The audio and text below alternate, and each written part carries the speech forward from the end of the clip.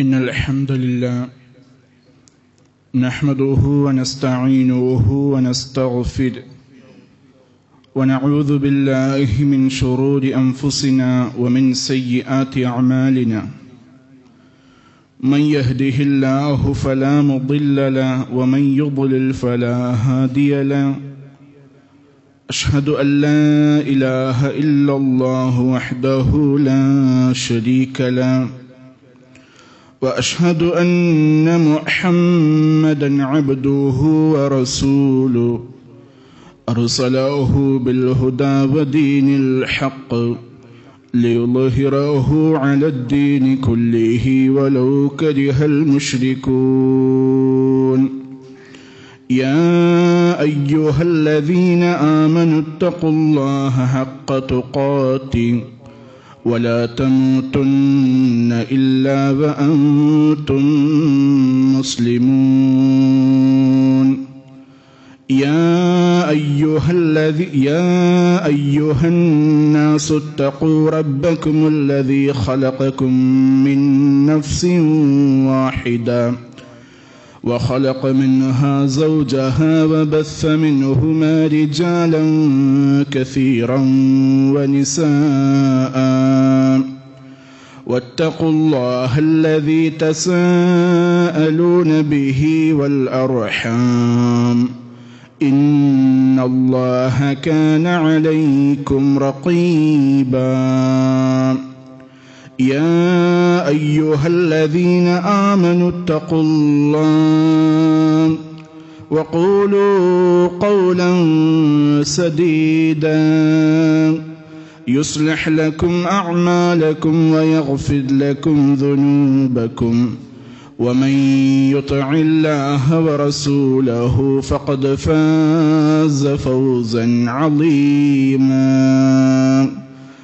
أما بعد فإن أصدق الحديث كتاب الله وخير الهدي هدي محمد صلى الله عليه وسلم وشر الأمور محدثاتها وكل محدثة بدعة وكل بدعة ضلالة وكل ضلالة في النار رب اشرح لي صدري ويسر لي أمري واحلل عقدة من لساني يفقه قولي. സ്നേഹം നിറഞ്ഞ വിശ്വാസിനികളെ, നമ്മെയും ഈ മഹത്തായ പ്രപഞ്ചത്തെയും സൃഷ്ടിച്ചു പരിപാലിക്കുന്ന ഏകനായ റബ്ബ് സുബ്ഹാനഹു വ തആലയുടെ കൽപ്പനാ നിർദ്ദേശങ്ങളും മാർഗരേഖകളും നമ്മുടെ ജീവിതത്തിലെ രഹസ്യവും പരസ്യവുമായ മുഴുവൻ ഘട്ടങ്ങളിൽ കൃത്യമായി സൂക്ഷിച്ചുകൊണ്ടും പാലിച്ചുകൊണ്ടും അനുസരിച്ചുകൊണ്ടും വളരെ ശ്രദ്ധയോടുകൂടി തന്നെ നമ്മുടെ ജീവിതത്തെ മുന്നോട്ട് നയിക്കണം എന്ന് സ്വന്തത്തെ മറക്കാതെ നിങ്ങൾ ഓരോരുത്തരോടും ഓർമ്മപ്പെടുത്തുകയാണ്, വസിയ്യത്ത് ചെയ്യുകയാണ്. റബ്ബ് സുബ്ഹാനഹു വ തആല അവനേറെ ഇഷ്ടപ്പെടുന്ന ഏറ്റവും നല്ല സ്വാലിഹ്യങ്ങളിൽ നമ്മെ എല്ലാവരെയും ഉൾപ്പെടുത്തി അനുഗ്രഹിക്കുമാറാകട്ടെ. നാം എല്ലാവരും ഇന്ന് ഇവിടെ ഒരുമിച്ച് കൂടിയതുപോലെ നാളെ നമ്മുടെ റബ്ബിൻ്റെ മഹനീയമായ ജന്നാത്തുൻ നഈമിൽ നമ്മെ എല്ലാവരെയും ഒരുമിച്ച് കൂട്ടി അനുഗ്രഹിക്കുമാറാകട്ടെ. നമ്മുടെ നാടിന് നിർഭയത്വമുള്ള സമാധാനമുള്ള നാടാക്കി റബ്ബ് എന്നെന്നും നിലനിർത്തി അനുഗ്രഹിക്കട്ടെ. പരിശുദ്ധ ഖുർആനില് സൂറത്തു ഇബ്രാഹിമിന്റെ 33-34 വചനങ്ങൾ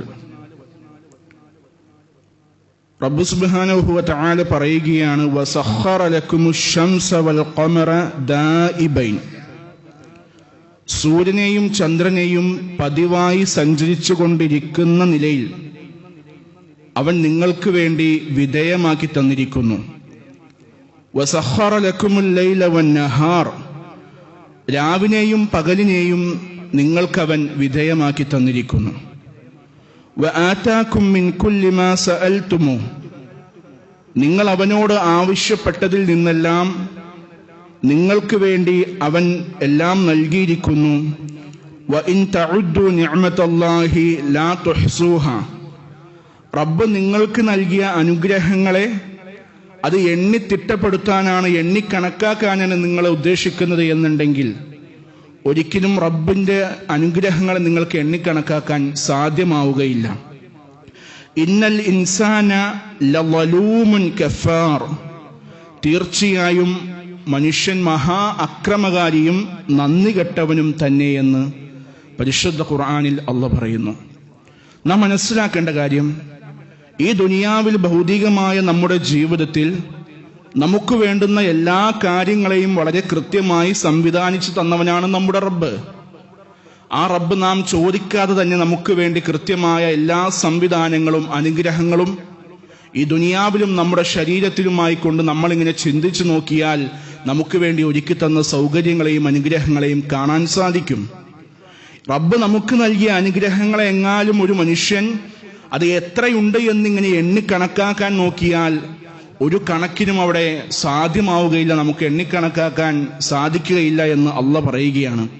അതുപോലെ തന്നെ രാപ്പകലുകൾ ഇങ്ങനെ മാറി മാറി വരുന്നു. ദിവസങ്ങളും ആഴ്ചകളും മണിക്കൂറുകളും മാസങ്ങളും വർഷങ്ങളുമെല്ലാം ഇങ്ങനെ കടന്നു പോകുന്നു. എത്ര തന്നെ അനുഗ്രഹങ്ങൾ ഈ ഭൂമിയിൽ അവനക്ക് ലഭിച്ചാലും, ഒരു മനുഷ്യന് എന്തെല്ലാം റബ്ബിന്റെ അനുഗ്രഹങ്ങൾ അവൻ ആവോളം ആസ്വദിച്ചാലും വളരെ നന്ദി കെട്ടവനായ അക്രമകാരിയായ രൂപത്തിൽ മനുഷ്യന്റെ നിലപാടുകളും പ്രവർത്തനങ്ങളും മാറിക്കൊണ്ടിരിക്കുന്നു എന്ന് പരിശുദ്ധ ഖുർആനിൽ അല്ലാഹ് പറയുമ്പോൾ നമ്മുടെ നഫ്സിനോട് നാം ഒന്ന് ചോദിച്ചു നോക്കണം, എൻ്റെ റബ്ബ് എനിക്ക് നൽകിയ അനുഗ്രഹങ്ങൾ എന്തൊക്കെ? എൻ്റെ റബ്ബ് എനിക്ക് നൽകിയ അനുഗ്രഹങ്ങളെ അതൊന്ന് ചിന്തിച്ചു നോക്കാൻ, നോക്കി മനസ്സിലാക്കാൻ, ഒന്ന് വിലയിരുത്താൻ ഞാനും നിങ്ങളും ഒന്ന് ശ്രമിച്ചിട്ടുണ്ടോ എന്ന് ഒന്ന് ചിന്തിച്ചു നോക്കണം. ആത്മവിചിന്തനം നമ്മൾ നടത്തി നോക്കണം.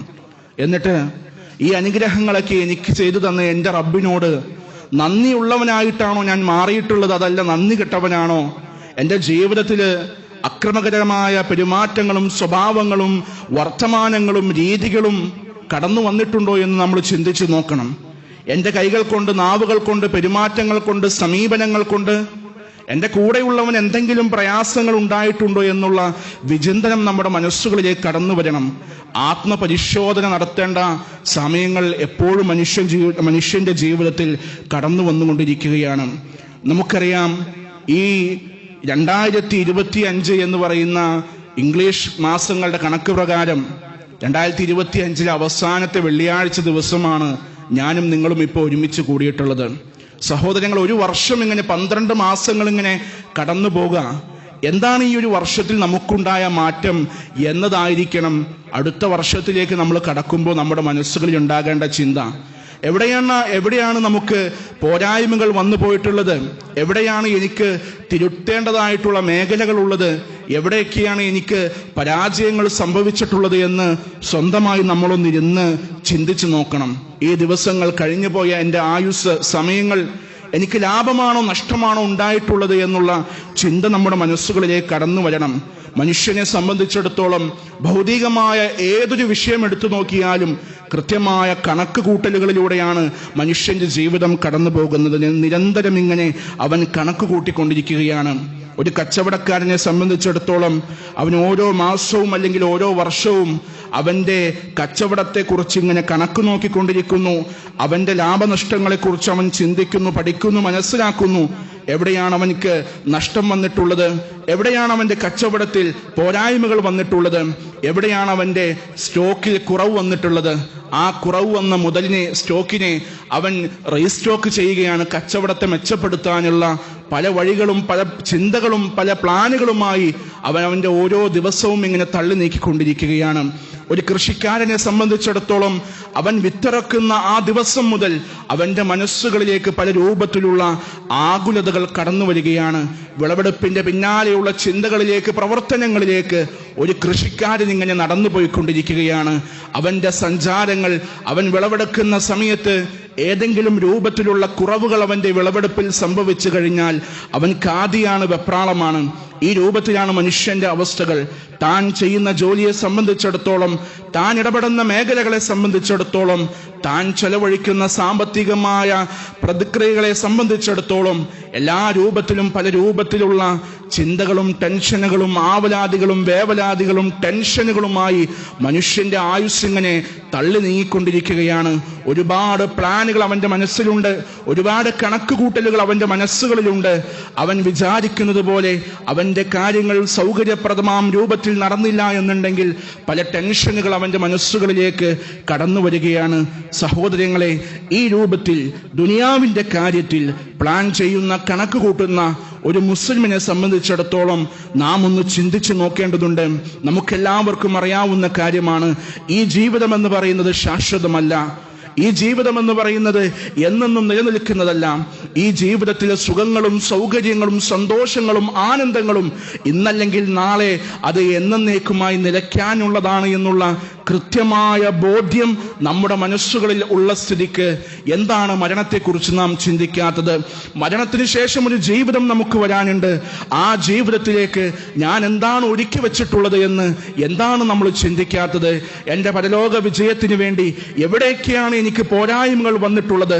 എൻ്റെ റബ്ബിനെ കണ്ടുമുട്ടാൻ എനിക്ക് സാധിക്കുമോ? നാളെ പരലോകത്തിലേക്ക് ചെല്ലുമ്പോൾ അവിടെ വെച്ചുകൊണ്ട് എൻ്റെ വിചാരണകൾ ചെയ്യുന്ന സമയത്ത് അവിടെ വിജയിക്കാൻ എനിക്ക് സാധിക്കുമോ? ദുനിയാവിൻ്റെ ജീവിതത്തിൽ ആ പരീക്ഷണ കാലയളവുകളിൽ എവിടെയൊക്കെയാണ് വീഴ്ചകൾ വന്നു പോയിട്ടുള്ളത്, എനിക്ക് കാലിടറിപ്പോയിട്ടുള്ളത് എവിടെയാണെന്ന് ഞാനും നിങ്ങളും ചിന്തിച്ചിട്ടുണ്ടോ എന്ന് ഈ ദിവസങ്ങളും വർഷങ്ങളും ഒക്കെ കടന്നു പോകുമ്പോൾ നമ്മളൊന്ന് മനസ്സിലാക്കേണ്ട, ചിന്തിക്കേണ്ടുന്ന ഒരു കാര്യമാണ് എന്ന് നമ്മൾ മനസ്സിലാക്കണം, വിലയിരുത്തണം നമ്മുടെ ജീവിതത്തെക്കുറിച്ച്. ഒരിക്കൽ പ്രവാചകൻ സല്ലല്ലാഹു അലൈഹി വസല്ലമിനോട് ചോദിക്കപ്പെടുകയാണ്, നബിയെ, ജനങ്ങളിൽ വച്ചിട്ട് ഏറ്റവും ഉത്തമനായ മനുഷ്യൻ ആരാണ് നബിയെ എന്ന് ചോദിക്കുമ്പോൾ നബി സല്ലല്ലാഹു അലൈഹി വസല്ലം പറഞ്ഞു, മൻ ത്വാല ഉംറുഹു വഹസുന അമലുഹു. ഒരു മനുഷ്യന് ദീർഘായുസ് ലഭിക്കുകയാണ്, ഒരു മനുഷ്യന് ദീർഘായുസ് ലഭിക്കുകയാണ്. ആ ലഭിച്ച സമയങ്ങളിൽ അവന്റെ പ്രവർത്തനങ്ങളെ നന്നാക്കിക്കൊണ്ട് നാളെ ആഖിറത്തിൽ വിജയിക്കുവാനുള്ള പ്രവർത്തനങ്ങൾ, അഅ്മാലുകൾ ചെയ്യുന്ന മനുഷ്യനാണ് ഏറ്റവും ഖൈറായ ഉത്തമനായ മനുഷ്യനെന്ന് നബി സല്ലല്ലാഹു അലൈഹി വസല്ലം പറഞ്ഞു. സഹോദരങ്ങളെ, ദീർഘായുസ് എന്ന് പറയുമ്പോൾ നമ്മുടെ മനസ്സുകളിലേക്കെങ്കിലും കടന്നു വരുന്നൊരു ചിന്തയുണ്ട്, 100ഉം 150ഉം 120ഉം ഒക്കെ വർഷങ്ങൾ ജീവിച്ചിരിക്കുന്നവനാണ് ദീർഘായുസ് ലഭിച്ചവൻ എന്നുള്ളതാണ്. അല്ല കേട്ടോ, നമ്മൾ അങ്ങനെ മനസ്സിലാക്കരുത്. ഞാനും നിങ്ങളുമൊക്കെ ദീർഘായുസ് ലഭിച്ചവരാണ്.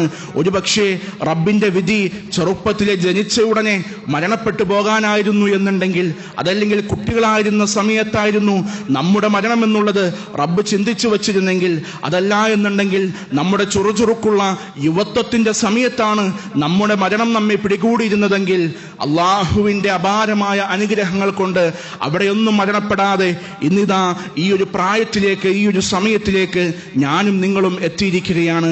ഇതൊക്കെ റബ്ബ് നമുക്ക് നൽകിയ ബോണസാണ് എന്നുള്ള കാര്യം നമ്മൾ മറന്നു പോകരുത്. ഇത്രയധികം വർഷം ജീവിക്കുവാനുള്ള സൗഭാഗ്യം, അനുഗ്രഹം റബ്ബ് നമുക്ക് നൽകി. എന്തുകൊണ്ട് ഈ സമയത്തെക്കുറിച്ച് നമ്മൾ ചിന്തിക്കുന്നില്ല എന്ന് ഒന്ന് മനസ്സിലാക്കണം.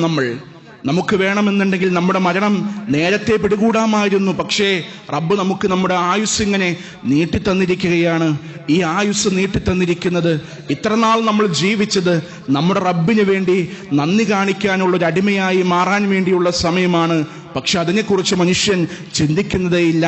പ്രവാചകൻ സല്ലല്ലാഹു അലൈഹി വസല്ലമിനോട് ചോദിച്ചു, നബിയെ, ജനങ്ങളിൽ വെച്ചിട്ട് ഫഅയ്യുന്നാസി ശർറുൻ, ഏറ്റവും മോശമായ മനുഷ്യൻ ആരാണ് നബിയെ എന്ന് ചോദിച്ചപ്പോൾ നബി സല്ലല്ലാഹു അലൈഹി വസല്ലം പറഞ്ഞു, മൻ ത്വാല ഉംറുഹു വസാഅ അമലുഹു. അവനിക്ക് ദീർഘായുസ് ലഭിച്ചിട്ടുണ്ട്, 10ഉം 30ഉം 40ഉം 50ഉം 60ഉം വയസ്സ് വരെ ജീവിക്കാനുള്ള ഭാഗ്യം ലഭിച്ചു. പക്ഷേ ആ മനുഷ്യൻ പ്രവർത്തനങ്ങൾ മോശമാക്കിയവനാണ്. അവൻ നാളേക്ക് വേണ്ടി ചിന്തിച്ചില്ല, നാളേക്ക് വേണ്ടി സ്വരുക്കൂട്ടി വച്ചില്ല. നാളെ അവന്റെ ഖബറിലേക്ക് അവൻ കടന്നു ചെല്ലുമ്പോൾ ആ ഖബറിലും തുടർന്ന് ബർസഖിയായ ജീവിതത്തിലും നാളെ ആഖിറത്തിലും വിജയിക്കാനുള്ള പണി അവൻ ചെയ്തില്ല. അങ്ങനെയുള്ള മനുഷ്യന്മാരാണ് ഏറ്റവും മോശമായ വ്യക്തി എന്ന് നബി സല്ലല്ലാഹു അലൈഹി വസല്ലം പറയുകയാണ്. സഹോദരങ്ങളെ, ഈ രണ്ട് മനുഷ്യന്മാരിൽ എവിടെയാണ് നമ്മുടെ സ്ഥാനം?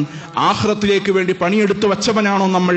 അതല്ല, നമുക്ക് ലഭിച്ച ഈ അനുഗ്രഹമായ ആരോഗ്യമുള്ള ഈ സമയം നഷ്ടപ്പെടുത്തി കളഞ്ഞവനാണോ നമ്മൾ എന്നുള്ള കാര്യം നമ്മളൊന്ന് ചിന്തിച്ചു നോക്കണം.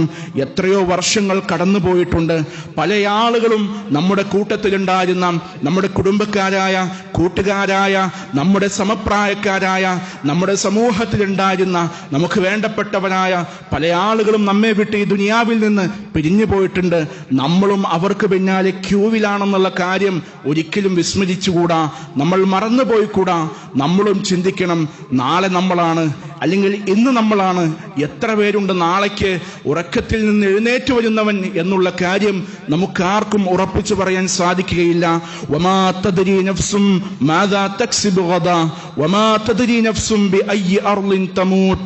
നാളെ എന്ത് സംഭവിക്കുമെന്നോ, നമ്മുടെ മരണം എവിടെ വെച്ചായിരിക്കുമെന്നോ, നാളെ ആരെല്ലാം മരണപ്പെടുമെന്നോ, നമ്മുടെ നാളെയുടെ അവസ്ഥ എന്താണ് എന്നോ നമുക്കാർക്കും പറയാൻ സാധിക്കുകയില്ല സഹോദരങ്ങളെ. അതുകൊണ്ട് ഇന്നല്ലാഹ അലീമുൻ ഖബീർ, എല്ലാം അറിയുന്നവനായ റബ്ബുണ്ട്. ആ റബ്ബ് നമുക്ക് നൽകിയ ഈ അനുഗ്രഹത്തെ മറന്നു കളഞ്ഞുകൊണ്ടാകരുത് നമ്മുടെ ജീവിതം എന്നുള്ളത് പ്രത്യേകിച്ച് നമ്മൾ ഓർക്കേണ്ടതുണ്ട്. ദിവസങ്ങൾ കടന്നു പോവുകയാണ്, പുതിയ വർഷങ്ങൾ നമ്മുടെ ജീവിതത്തിലേക്ക് കടന്നു വരികയാണ്. നബി സല്ലല്ലാഹു അലൈഹി വസല്ലം പറഞ്ഞു, നിഅമതാനി മഗ്ബൂനുൻ ഫീഹിമാ കസീറുൻ മിനന്നാസ്. ജനങ്ങളിൽ ചില ആളുകളുണ്ട്, അല്ലാഹ് അവർക്ക് നൽകിയ രണ്ട് അനുഗ്രഹങ്ങളുടെ കാര്യത്തിൽ ഈ മനുഷ്യന്മാർ അശ്രദ്ധരാണ്. അസ്സിഹ്ഹത്തു വൽ ഫറാഗ്, അവന്റെ ആരോഗ്യമാണ് ഒന്നാമത്തെ അനുഗ്രഹം, അവന്റെ ഒഴിവ് സമയമാണ് രണ്ടാമത്തെ അനുഗ്രഹം. ആരോഗ്യമുള്ള സമയങ്ങൾ, കൈകാലുകൾക്ക് യാതൊരുവിധ പ്രയാസവുമില്ലാത്ത സമയങ്ങൾ, ബുദ്ധിക്കൊരു കുറവുമില്ലാത്ത സമയങ്ങൾ, നല്ല ചുറുചുറുക്കോടുകൂടി എന്തും ചാടിപ്പിടിക്കാൻ കഴിവുള്ള സമയങ്ങളിലൂടെയാണ് നമ്മൾ കടന്നു പോകുന്നത്. കേവലം കുറച്ച് പ്രായമായിട്ടുണ്ട് എന്നുണ്ടെങ്കിൽ പോലും പ്രായത്തിന്റെ അവശതകൾ പലരിലേക്കും കടന്നു വന്നിട്ടില്ലാത്ത സമയങ്ങളിലൂടെയാണ് നമ്മൾ കടന്നു പോയിക്കൊണ്ടിരിക്കുന്നത്. സഹോദരങ്ങളെ, നമ്മുടെ പ്രായമുള്ളവർ, നമ്മളെക്കാൾ പ്രായം കുറഞ്ഞവരായ എത്രയോ ആളുകളുണ്ട്. ആശുപത്രി കിടക്കുകളിൽ കിടക്കുന്നവർ, വലിയ മാരകമായ അസുഖങ്ങൾ പിടിപെട്ടുകൊണ്ട്, വേദനകൾ സഹിച്ചുകൊണ്ട് എത്രയോ ആളുകൾ ആശുപത്രി കിടക്കുകളിലും വീടുകളിലുമായി കഴിഞ്ഞു പോകുന്നുണ്ട് എന്നുള്ള കാര്യം നമ്മളാരും മറന്നു പോകരുത്. ഒന്നെഴുന്നേറ്റിരിക്കാൻ കഴിയാതെ, ഒന്നെഴുന്നേറ്റ് നടക്കാൻ കഴിയാതെ വല്ലാതെ പ്രയാസപ്പെടുന്നവരായ ആളുകൾ, നിത്യേന 5 നേരം നമസ്കരിക്കുന്നവരായ നമ്മെ സംബന്ധിച്ചിടത്തോളം ഒന്ന് ആലോചിച്ച് നോക്കിയേ.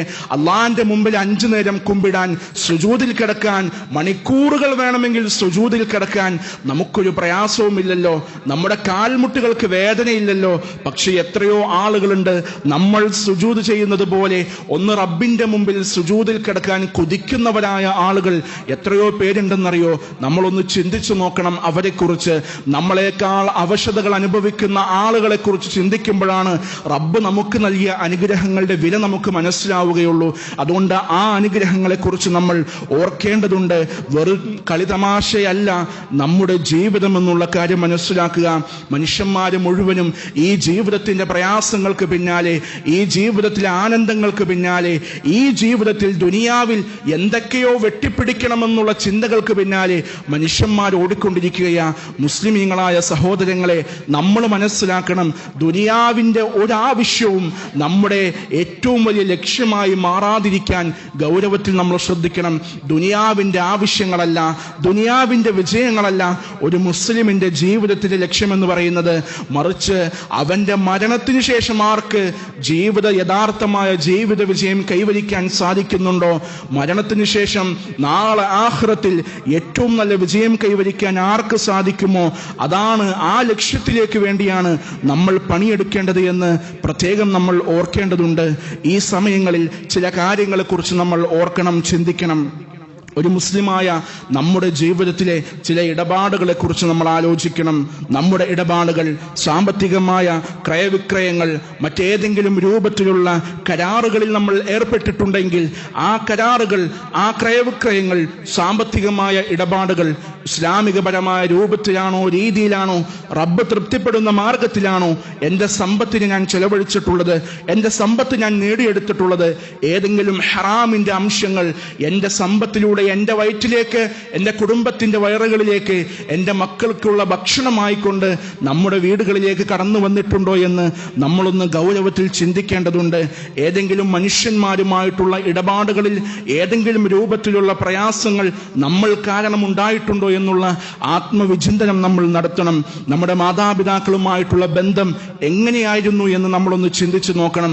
പൂർണ്ണമായും അവർക്ക് തൃപ്തികരമാകുന്ന രൂപത്തിൽ ഇടപാടുകൾ നടത്താൻ, അവരെ പരിചരിക്കാൻ, അവർക്കുള്ള സ്നേഹബന്ധങ്ങൾ, അവർക്കുള്ള കടമകൾ, അവരോടുള്ള കടമകൾ, ബാധ്യതകൾ പൂർത്തീകരിക്കാൻ എനിക്ക് സാധിച്ചിട്ടുണ്ടോ?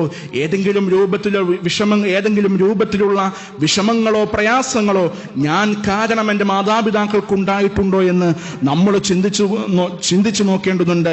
നമ്മുടെ മക്കൾ, നമുക്കറിയാം, റബ്ബ് നൽകിയ അപാരമായ അനുഗ്രഹമാണ് നമ്മുടെ സന്താനങ്ങൾ എന്ന് പറയുന്നത്. ആ സന്താനങ്ങൾക്ക് കൊടുക്കേണ്ട കാര്യങ്ങൾ കൃത്യമായി കൊടുത്തിട്ടുണ്ടോ എന്ന് നമ്മളൊന്ന് ചിന്തിക്കണം. മക്കൾക്ക് എന്ത് കുറവാണ് നമ്മൾ വരുത്തിയിട്ടുള്ളത്?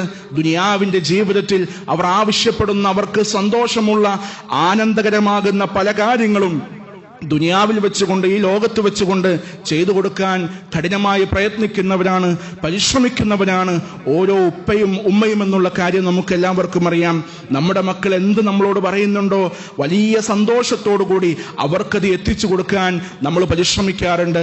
പക്ഷേ ഏറ്റവും യഥാർത്ഥമായ അച്ചടക്കമുള്ള ദീനീപരമായ ആത്മീയമായ ശിക്ഷണം അവർക്ക് കൊടുക്കാൻ കഴിഞ്ഞിട്ടുണ്ടോ എന്ന് ഓരോ മുസ്ലിമായ മാതാപിതാക്കളും ചിന്തിച്ചു നോക്കണം. അള്ളാഹിനെ കുറിച്ചുള്ള ചിന്ത, ഇസ്ലാമിനെ കുറിച്ചുള്ള ചിന്ത, ഇസ്ലാമികപരമായ രൂപത്തിൽ തഖ്വയോടുകൂടി ജീവിക്കുവാനുള്ള, റബ്ബിനെ ഭയന്നുകൊണ്ട് ജീവിക്കുവാനുള്ള ഏറ്റവും നല്ല ശിക്ഷണം, നസീഹത്ത് നമ്മുടെ മക്കൾക്ക് കൊടുക്കാൻ നമ്മൾ പരിശ്രമിച്ചിട്ടുണ്ടോ എന്ന് നമ്മളൊന്ന് ചിന്തിച്ചു നോക്കണം. വിവാഹിതരായ ആളുകളൊന്നും ആത്മപരിശോധന നടത്തണം. നമ്മുടെ ഇണകളോടുള്ള സമീപനം എങ്ങനെയായിരുന്നു? നമ്മുടെ ഭാര്യമാരോട്, നമ്മുടെ ഭർത്താക്കന്മാരോട് പരസ്പരം പരിശുദ്ധ ഖുർആൻ പറഞ്ഞല്ലോ, ഏതൊരു ഭാര്യയും ഭർത്താവും ഒരേ വസ്ത്രങ്ങൾ പോലെയാണ് എന്നുള്ളതാണ്. നമ്മുടെ ഭാര്യയുടെ വസ്ത്രമാകാൻ, നമ്മുടെ ഭർത്താവിൻ്റെ വസ്ത്രമാകാൻ പരസ്പരം കഴിഞ്ഞിട്ടുണ്ടോ എന്നുള്ള ചിന്തകൾ നമ്മുടെ മനസ്സുകളിലേക്ക് കടന്നു വരണം. സ്ത്രീകൾ ആഗ്രഹിക്കുന്നത് ഏറ്റവും വലിയ പരിഗണനയും സ്വാതന്ത്ര്യവും ആണ് എന്നുണ്ടെങ്കിൽ പുരുഷന്മാർ ആഗ്രഹിക്കുന്ന അംഗീകാരവും അനുസരണയും അവർക്ക് കൊടുക്കാൻ ഭാര്യമാർക്കും കഴിഞ്ഞിട്ടുണ്ടോ എന്നുള്ള ചിന്തകൾ നമ്മുടെ മനസ്സുകളിലേക്ക് കടന്നു വരേണ്ടതുണ്ട്. ഒരു കുടുംബത്തിൻ്റെ മാതൃക നമ്മൾ പരിശോധിക്കുകയാണെങ്കിൽ പ്രവാചകൻ സല്ലല്ലാഹു അലൈഹി വസല്ലം തൻ്റെ കുടുംബം കൊണ്ട് കൃത്യമായി നമുക്ക് മുമ്പിൽ മാതൃക കാണിച്ചു വച്ചിട്ടുണ്ട്. നബി സല്ലല്ലാഹു അലൈഹി വസല്ലം പറഞ്ഞു, ഖൈറുക്കും ലി അഹ്ലി വ അന ഖൈറുക്കും ലി അഹ്ലി. നിങ്ങളിൽ വെച്ചുകൊണ്ട് ഏറ്റവും ഉത്തമനായ പുരുഷൻ ആരാണെന്ന് നിങ്ങൾക്കറിയാമോ? സ്വന്തം ഭാര്യയോട്, കുടുംബത്തോട് ഏറ്റവും നന്നായി പെരുമാറുന്നവനാണ്. ഞാൻ എൻ്റെ കുടുംബത്തോട്, എൻ്റെ ഭാര്യമാരോട് ഏറ്റവും നന്നായി പെരുമാറുന്നവനാണ് എന്ന് ഹബീബുനാ റസൂലുള്ളാഹി സ്വല്ലല്ലാഹു അലൈഹി വസല്ലം പറഞ്ഞു. നമ്മൾ ചിന്തിക്കണം, നമ്മുടെ ഭാര്യമാരോട് ഏറ്റവും നന്നായി കടമകൾ പൂർത്തീകരിക്കുന്ന, ഏറ്റവും നന്നായി പെരുമാറുന്ന ഉത്തമരായ ഭർത്താക്കന്മാരാണോ എന്നുള്ളത് നമ്മളൊന്ന് മനസ്സിലാക്കി നോക്കേണ്ടതുണ്ട്. കുടുംബബന്ധത്തിൻ്റെ വിഷയം നമ്മൾ ഗൗരവത്തിലെടുക്കേണ്ടതുണ്ട്. നമ്മുടെ കുടുംബക്കാരായ, കുടുംബബന്ധത്തിലുള്ള ആരെങ്കിലുമായിട്ട് ഏതെങ്കിലും രൂപത്തിലുള്ള അസ്വാരസ്യങ്ങൾ ഉണ്ടായിട്ടുണ്ടെങ്കിൽ നോക്കാൻ മടിക്കുന്ന, കണ്ടാൽ മുഖം തിരിക്കുന്ന, വെറുപ്പും വിദ്വേഷവുമായി നടക്കുന്ന ആളുകളായി ഒരേ കുടുംബത്തിലുള്ളവർ മാറാതിരിക്കാൻ ഗൗരവത്തിൽ ശ്രദ്ധിക്കേണ്ടതുണ്ട്. ചില ആളുകളുണ്ട്, ഇവർ അവനെ കാണുമ്പോൾ മുഖം തിരിക്കുന്നു, അവൻ ഇവനെ കാണുമ്പോൾ മുഖം തിരിക്കുന്നു. നബി സല്ലല്ലാഹു അലൈഹി വസല്ലം പറഞ്ഞു, ഇത്തരത്തിലുള്ള ആളുകളിൽ ഏറ്റവും ഉത്തമനായ മനുഷ്യൻ എന്ന് പറയുന്നത് ആദ്യം കാണുമ്പോൾ സലാം പറയുന്നവനാണ് എന്ന് നബി സല്ലല്ലാഹു അലൈഹി വസല്ലം പറയുകയാണ്. സഹോദരങ്ങളെ, കുടുംബബന്ധം മുറിക്കുന്നവൻ, കുടുംബബന്ധം വിച്ഛേദിച്ചവൻ, കുടുംബത്തിൽ ഈ രൂപത്തിലുള്ള ഏതെങ്കിലും വിദ്വേഷങ്ങളുമായി നടക്കുന്നവൻ ഒരു കാരണവശാലും സ്വർഗത്തിൽ പ്രവേശിക്കുകയില്ല. അതുകൊണ്ട് കഴിഞ്ഞ ദിവസങ്ങളിൽ ഏതെങ്കിലും രൂപത്തിലുള്ള പ്രയാസങ്ങൾ ഉണ്ടായിട്ടുണ്ടെങ്കിൽ അതൊക്കെ പൊരുത്തപ്പെട്ടു കൊടുത്തുകൊണ്ട് ആ ബന്ധത്തെ കൂടുതൽ ശക്തമാക്കാൻ നമ്മളെല്ലാവരും പരിശ്രമിക്കേണ്ടതുണ്ട്. നമ്മുടെ അയൽപക്ക ബന്ധം, നബി സല്ലല്ലാഹു അലൈഹി വസല്ലമിന്റെ അടുക്കൽ ജിബ്രീൽ അലൈഹിസ്സലാം വന്നുകൊണ്ട് അയൽപക്ക ബന്ധത്തെക്കുറിച്ച് ഇങ്ങനെ ഉപദേശിച്ചു കൊണ്ടിരിക്കുകയാണ്. നബി സല്ലല്ലാഹു അലൈഹി വസല്ലം ചിന്തിച്ചു പോയി, എൻ്റെ സ്വത്തിൻ്റെ അനന്തരാവകാശം എൻ്റെ അയൽവാസികൾക്ക് വരെ കൊടുക്കേണ്ടി വരുമോ എന്ന് ചിന്തിക്കുമാറ് ജിബ്രീൽ അലൈഹിസ്സലാമിൻ്റെ ഉപദേശം ഉണ്ടായിരുന്നു എന്നുള്ളതാണ്. നമ്മുടെ അയൽക്കാരെ ഏറ്റവും നന്നായി പരിഗണിക്കാൻ നമ്മൾ ശ്രദ്ധിക്കണം. ഒരു രൂപത്തിലുമുള്ള വിദ്വേഷങ്ങളോ പ്രയാസങ്ങളുമായിട്ട് നമ്മുടെ അയൽക്കാരുമായി മുന്നോട്ട് പോകരുത്. ഏറ്റവും നല്ല സ്നേഹബന്ധങ്ങൾ അവരുമായി കാഴ്ചവെക്കാൻ നമ്മൾ ശ്രദ്ധിക്കേണ്ടതുണ്ട് എന്നുള്ള കാര്യം ഓർത്തെടുക്കേണ്ടതുണ്ട്. ഇത്തരത്തിലുള്ള ആത്മവിചിന്തനകൾ, പരിശോധനകൾ നമ്മുടെ ജീവിതത്തിൽ ഈ സമയങ്ങളിൽ കടന്നു വരണം. എവിടെയാണ് പോരായ്മകൾ എൻ്റെ ഇസ്ലാമികപരമായ ജീവിതത്തിൽ, എൻ്റെ റബ്ബിനെ ഭയന്നുകൊണ്ടുള്ള തഖ്വയാർന്ന ജീവിതത്തിൽ എവിടെയാണ് വീഴ്ചകൾ വന്നു പോയിട്ടുള്ളത് എന്ന് മനസ്സിലാക്കിക്കൊണ്ട് ആ വീഴ്ചകൾ വന്നു പോയ ഭാഗങ്ങളെ തിരുത്തി മുന്നേറാൻ നമ്മൾ പരിശ്രമിക്കേണ്ടതുണ്ട്. കാരണം ഈ സമയങ്ങളെന്ന് പറയുന്നത് റബ്ബിൻ്റെ അതിമഹത്തരമായ സൗഭാഗ്യമാണ്, അനുഗ്രഹമാണ്. ഇനിയൊരു നിമിഷം, അടുത്തൊരു മണിക്കൂർ, അടുത്തൊരു ദിവസം നമുക്കാർക്കും കിട്ടുമോ എന്ന് ഉറപ്പ് പറയാൻ നമുക്ക് സാധിക്കുകയില്ല. നാളെ എന്താണ് നമ്മുടെ അവസ്ഥയെന്ന് പറയാൻ നമുക്കാർക്കും സാധിക്കുകയില്ല. അതുകൊണ്ട് ഈ സമയം നമ്മൾ ആത്മപരിശോധന നടത്തുക, കുറവുകളെ നികത്തുക, റബ്ബ് തൃപ്തിപ്പെടുന്ന രൂപത്തിലേക്ക് നമ്മുടെ ജീവിതത്തെ ധന്യമാക്കുക. അല്ലാഹു സുബ്ഹാനഹു വ തആല നമുക്കതിന് തൗഫീഖ് നൽകി അനുഗ്രഹിക്കുമാറാകട്ടെ.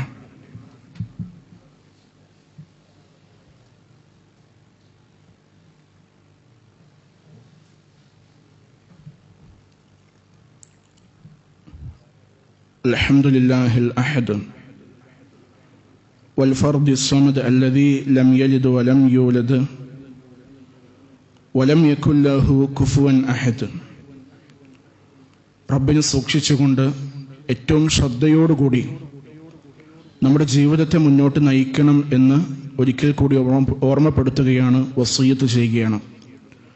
റബ്ബ് സുബ്ഹാനഹു വ തആല അവനിഷ്ടപ്പെടുന്ന ഏറ്റവും നല്ല സാലിഹ്യങ്ങളിൽ നമ്മെ എല്ലാവരെയും ഉൾപ്പെടുത്തി അനുഗ്രഹിക്കുമാറാകട്ടെ.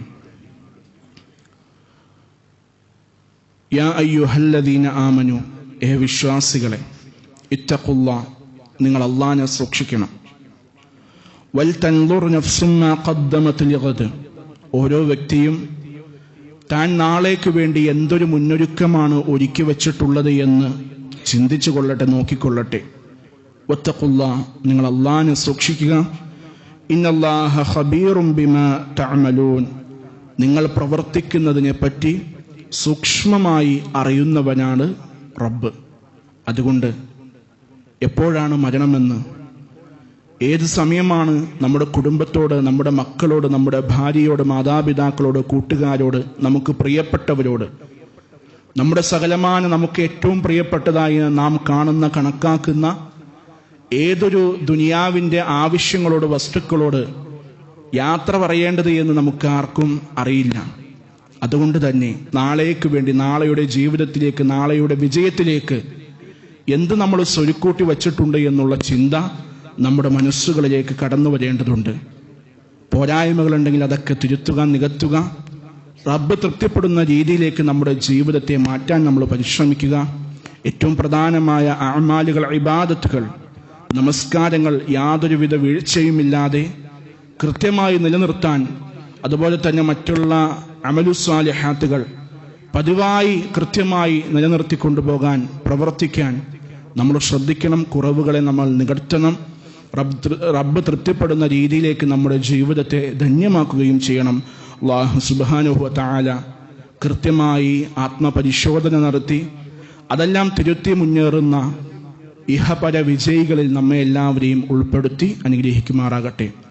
നമുക്കറിയാം, തുടർന്നുള്ള ദിവസങ്ങൾ എന്ന് പറയുന്നത് പല രൂപത്തിലുള്ള ഹറാമിൻ്റെ ആഘോഷങ്ങൾ ഈ സമുദായത്തിലേക്ക് കടന്നു വരുന്ന ദിവസങ്ങളാണ്. വളരെ ശ്രദ്ധയുണ്ടാകണം. ഒരു മുസ്ലിം കുടുംബങ്ങളിൽ നിന്ന് പോലും അതിന് മാനസികമായി പോലും ആഘോഷിക്കുന്ന അവസ്ഥയിലേക്ക് നമ്മൾ ആരും പെട്ടുപോകാതിരിക്കാൻ ഗൗരവത്തിൽ ശ്രദ്ധിക്കുക. നമ്മുടെ മക്കൾക്ക് കൃത്യമായ ബോധം നൽകണം, തിരിച്ചറിവുകൾ നമ്മൾ കൊടുക്കണം, റബ്ബിനോട് പ്രാർത്ഥിക്കണം. ഇത്തരത്തിലുള്ള ഒരു ആഘോഷങ്ങളും ഒരു മുസ്ലിമിനും പറഞ്ഞിട്ടുള്ളതല്ല. അതുകൊണ്ട് അതൊക്കെ ഗൗരവമായി നമ്മൾ ചിന്തിച്ചുകൊണ്ട് ആത്മവിചിന്തനം നടത്തി മുന്നേറാൻ അള്ളാഹിനോട് ശക്തമായി പ്രാർത്ഥിക്കണം. അള്ളാഹു നമുക്ക് തൗഫീഖ് നൽകി അനുഗ്രഹിക്കുമാറാകട്ടെ. നമ്മിൽ നിന്ന് വന്നു പോയ ചെറുതും വലുതുമായ എല്ലാ വീഴ്ചകളും അള്ളാഹു റബ്ബുൽ ഇസ്സത്ത് നമുക്ക് വിട്ടുപുറത്ത് മാപ്പാക്കി തരുമാറാകട്ടെ. നമ്മുടെ കൂട്ടത്തിൽ നിന്ന് മരണപ്പെട്ടു പോയ നമ്മുടെ മാതാപിതാക്കൾ, ബന്ധുമിത്രാദികൾ, അയൽക്കാർ, ആദർശ സുഹൃത്തുക്കൾ, നാട്ടുകാർ എല്ലാവർക്കും മഗ്ഫിറത്തും റഹ്മത്തും നൽകി അനുഗ്രഹിക്കുമാറാകട്ടെ. നമ്മുടെ മാതാപിതാക്കൾക്ക് അള്ളാഹു സ്വർഗം നൽകുമാറാകട്ടെ. നമ്മുടെ കൂട്ടത്തിൽ പല രൂപത്തിലുള്ള അസുഖങ്ങൾ കൊണ്ട് ബുദ്ധിമുട്ടുന്നവരുണ്ട്. റബ്ബ് സുബ്ഹാനഹു വ തആല അവരുടെ ചെറുതും വലുതുമായ എല്ലാ അസുഖങ്ങളും വേദനകളും പൂർണ്ണമായ ഷിഫയിലാക്കി കൊടുക്കുമാറാകട്ടെ. മാരകമായ അസുഖങ്ങളിൽ നിന്ന്, വേദനയുള്ള അസുഖങ്ങളിൽ നിന്ന്, ആശുപത്രി കിടക്കുകളിൽ കഴിയേണ്ടി വരുന്ന അസുഖങ്ങളിൽ നിന്ന്, വലിയ സാമ്പത്തിക ചിലവുകൾ വരുന്ന അസുഖങ്ങളിൽ നിന്ന്, പ്രയാസകരമായ എല്ലാ ബുദ്ധിമുട്ടുകളിൽ നിന്നും അള്ളാഹു നമ്മെയും നമ്മുടെ കുടുംബത്തെയും കാത്തുരക്ഷിക്കുമാറാകട്ടെ. നമ്മുടെ മക്കളെ കണ്ണിന് കുളിർമ നൽകുന്ന, മനസ്സിന് സന്തോഷം തരുന്ന, ഇഹത്തിലും പരത്തിലും ഉപകാരപ്രദമായ സ്വാലിഹായ ദുരിയത്തൻ ത്വയ്യിബയായ മക്കളാക്കി നമ്മുടെ മക്കളെ റബ്ബ് മാറ്റിത്തരുമാറാകട്ടെ. നമ്മുടെ മക്കളിൽ അള്ളാഹു കൺകുളിർമ വർഷിപ്പിച്ചും വർദ്ധിപ്പിച്ചും നൽകുമാറാകട്ടെ. നമ്മുടെ ഇണകളിൽ അള്ളാഹു കൺകുളിർമയും സന്തോഷവും ആനന്ദവും വർദ്ധിപ്പിച്ച് നൽകുമാറാകട്ടെ.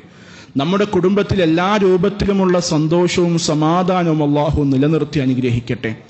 നാം അനുഭവിക്കുന്ന ശാരീരികമായ മാനസികമായ എല്ലാ വിഷമങ്ങളിൽ നിന്ന്, പ്രയാസങ്ങളിൽ നിന്ന്, ദുരിതങ്ങളിൽ നിന്ന്, വേദനകളിൽ നിന്ന്, സങ്കടങ്ങളിൽ നിന്ന്, ടെൻഷനുകളിൽ നിന്ന്, സാമ്പത്തിക പ്രയാസങ്ങളിൽ നിന്ന്, കടബാധ്യതകളിൽ നിന്ന്, മറ്റേതെല്ലാം ബുദ്ധിമുട്ടുകളുണ്ടോ എല്ലാ പ്രയാസങ്ങളിൽ നിന്നും അള്ളാഹു പൂർണ്ണമായ സന്തോഷവും സമാധാനവും ആനന്ദവും നിർഭയത്വവും നൽകി അനുഗ്രഹിക്കുമാറാകട്ടെ. ദുനിയാവിൻ്റെ പല ഭാഗങ്ങളിലായി പ്രയാസം അനുഭവിക്കുന്നവർക്ക് അള്ളാഹു പൂർണ്ണമായ ആശ്വാസം നൽകുമാറാകട്ടെ. اللهم اغفر للمؤمنين والمؤمنات المسلمين والمسلمات الأحياء منهم والأموات إنك سميع قريب مجيب الدعوات ويا قاضي الحاجات.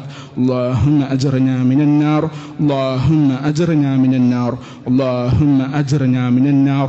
ربنا هب لنا من أزواجنا وذرياتنا قرة أعين واجعلنا للمتقين إماما.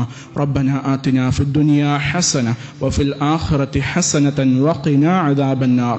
ربنا تقبل منا إنك أنت السميع العليم وتب علينا إنك أنت التواب الرحيم.